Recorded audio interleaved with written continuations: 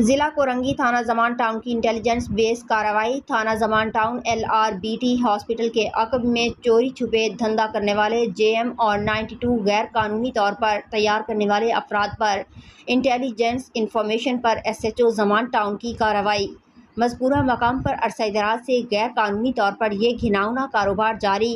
ذرائع کا کہنا ہے یہ غیر قانونی کارخانہ ضلع کورنگی کے سب سے بڑے ڈیلر محسن کا کارخانہ تھا۔ ذرائع کے مطابق محسن نامی ڈیلر ضلع کورنگی میں عرصہ دراز سے JM رجنی اور 92 کا گھناؤنا کاروبار کر رہا ہے۔